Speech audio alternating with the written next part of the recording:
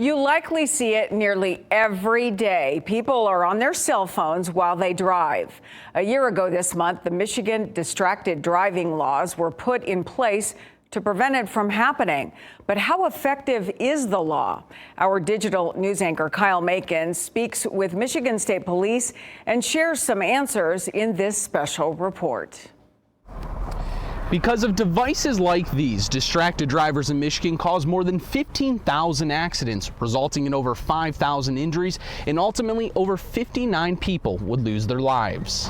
Those numbers come from the National Highway Safety Association, and after talking with people in the area, they think it's a problem too. I have seen people run lights. I have seen people not use blinkers. Like I was at a stop sign and I literally seen somebody on their phone at the red light and their kid was just jumping back and forth from the front seat to the back seat. Both women live in the Flint area. They tell me that almost every day they see someone distracted while driving. They always knew it was a problem, but it wasn't made real until it happened to one of them. They decided to run the light. Me and my baby was in a car, and he ended up getting a little bit more hurt than I did, but my car was damaged. He decided to run a light, doing about 70 in a 35 zone. Moore says this careless crash could have been prevented if the person was just paying attention. In order to stop crashes like these, Michigan started enforcing distracted driving laws in June of 2023. That means if you're caught driving with a phone in your hand, you're getting a ticket. For the first offense, it's a $100 fine and 16 hours of community service.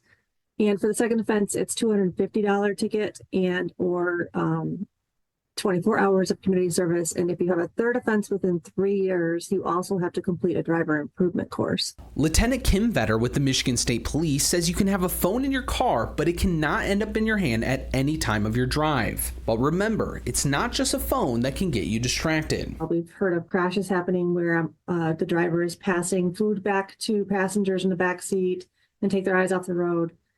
We hear about people looking at the radio to change station. It's been nearly a year since they passed the law, and officials are still collecting the data to see if it's working. However, the software company Cambridge Mobile Telematics have started a study to see how effective hands-free laws are in several states. Redial.